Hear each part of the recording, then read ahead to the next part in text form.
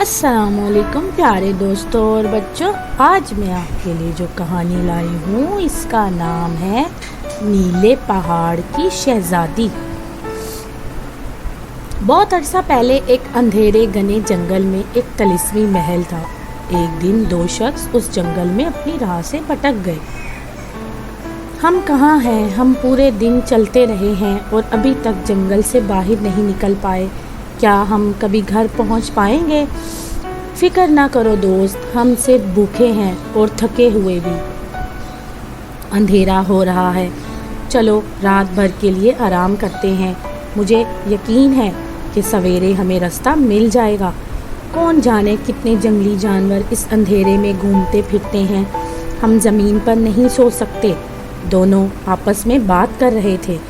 پھر وہ ایک اونچا درخت دیکھ کر اس پر آرام کرنے کے لیے چڑھ جاتے ہیں۔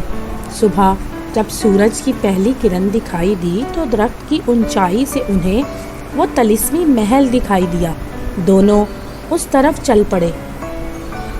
دونوں ایک دوسرے سے بولنے لگے، شاید ہمیں کوئی وہاں مل جائے اور کھانے پینے کو دے۔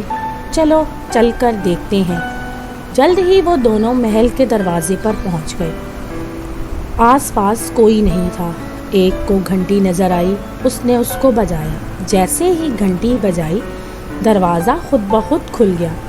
حیرت زدہ دونوں شخص اندر چل پڑے۔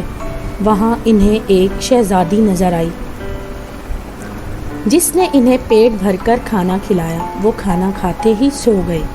وہاں پر بہت سے ایسے لوگ تھے جن کو ہمیشہ کے لیے گہری نیند سلا دیا گیا تھا۔ ایک دن اسی جنگل میں ایک شہزادہ بھٹک گیا۔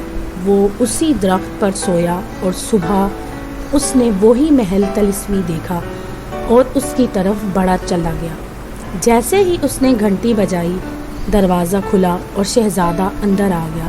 شہزادی نے کہا، تم یقیناً بھٹکے ہوئے تھکے ہوئے ہو۔ شہزادہ بولا، تم کون ہو؟ شہزادی نے کہا، تمہیں اس سے کیا؟ تم ایک تھکے ہوئے مسافر ہو۔ مجھے یقین ہے کہ تمہاری یہی خواہش ہوگی کہ تم جتنی جلدی ہو سکے گھر پہنچ سکو۔ آپ کا انداز بہت شاہانہ ہے اور سلوک رحم دلانہ۔ محترمہ، کیا آپ کسی قسم کی مصیبت میں ہیں؟ کیا کسی سلسلے میں آپ کی مدد کر سکتا ہوں؟ شہزادے نے کہا، تم کھاتے کیوں نہیں ہو؟ کیا تم تھکے ہوئے اور بھوکے نہیں ہو؟ تھوڑا آرام کر لو۔ شہزادی بولی، میں آرام نہیں کر سکتا جب تک جان نہ لوں کہ تمہارے ساتھ سب کچھ ٹھیک ہے۔ ایسے خاتون کو جنگل میں اور اندھیرے میں آخر کیوں جلا وطن دے دیا گیا ہے؟ مہربانی کر کے بتائیے۔ مجھے لگ رہا ہے کہ کچھ تو غلط ہے۔ میں تب تک نہیں کھاؤں گا جب تک آپ مجھے بتاؤ گی نہیں کہ آپ کسی مصیبت میں ہو۔ جیسے ہی شہزادے نے یہ الفاظ کہے، سب کچھ تبدیل ہو گیا۔ سینکڑوں آدمی اس محل میں آئے، کھانا پناہ اور مدد کی تلاش میں، پر ان میں سے کسی کو بھی یہ پرواہ نہیں تھی کہ وہ مجھ سے میرے متعلق پوچھیں۔ رحم دلی کی اس سیدھی سادی کاریگری نے مجھے اس طلسم سے آزاد کروا دیا جس میں میں 16 سال سے قید تھی۔ شکریہ، بہت بہت شکریہ۔ ایک طلسم، اس سے پہلے کہ میں کچھ اور کہوں، میرے پاس ایک کام ہے۔ میں جا رہی ہوں۔ کل صبح 9 بجے میں تم سے ملوں گی۔ شہزادی یہ بول کر چلی گئی۔ پوری رات شہزادہ اس طلسمی شہزادی کے بارے میں سوچتا رہا۔ وہ اس سے بے پناہ محبت کرنے لگا تھا۔ وہ اسے دوبارہ ملنے کے لیے اگلی صبح کا انتظار نہ کر سکا، پر کسی کے دل میں کچھ اور ہی چل رہا تھا۔ جب خادم شہزادے کا کوٹ تیار کر رہا تھا تو اس نے اس میں ایک سوئی گھسا دی جو شہزادے کو گہری نیند سلا دیتی۔ شہزادہ کہاں ہے؟ شہزادی نے خادم سے پوچھا۔ میں نے اسے تیار کرنے کی کوشش کی لیکن وہ اٹھ ہی نہیں رہا۔ کیا یہ کیسے ممکن ہے؟ مہربانی کر کے اسے بتانا۔ میں کل اسی وقت واپس آؤں گی۔ اگر وہ اسی وقت بھی نہ جاگا اور تیار نہ ملا تو وہ مجھے کبھی نہیں دیکھ پائے گا۔ میں ایسا ہی کروں گا، خادم بولا۔ شہزادہ یہ جان کر حیرت میں پڑ گیا کہ جب وہ سویا ہوا تھا تو شہزادی آئی تھی۔ اس نے پوری رات جاگے رہنے کا فیصلہ کیا، پر سویرا ہونے پر پھر وہی بات ہوئی۔ خادم نے ایک دفعہ پھر اس کے کپڑوں میں سوئی ڈال کر پھر سے اسے سلا دیا۔ جیسے ہی شہزادی آئی اس نے دیکھا کہ شہزادہ اس کے انتظار میں نہیں کھڑا۔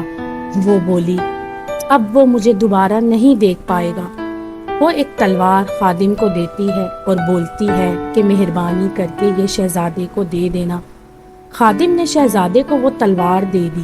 شہزادہ اس خیال سے ہی دھل گیا کہ وہ کبھی اپنی محبوبہ سے نہیں مل پائے گا۔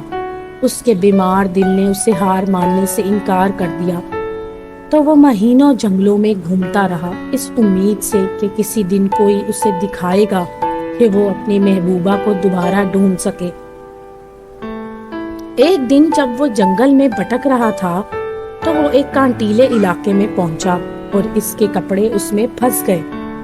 خود کو آزاد کرنے میں ناکام ہوتے ہوئے اس نے اپنے کوٹ کو تلوار سے کاٹ ڈالا، اور جیسے ہی سورج کی روشنی تلوار کی دھار پر پڑی تو کچھ الفاظ چمکنے لگے۔ نیلے پہاڑوں کی شہزادی۔ نیلے پہاڑ؟ وہ مجھے وہیں ملے گی، لیکن یہ پہاڑ ہیں کہاں؟ شہزادے نے اپنے آپ سے سوال کیا۔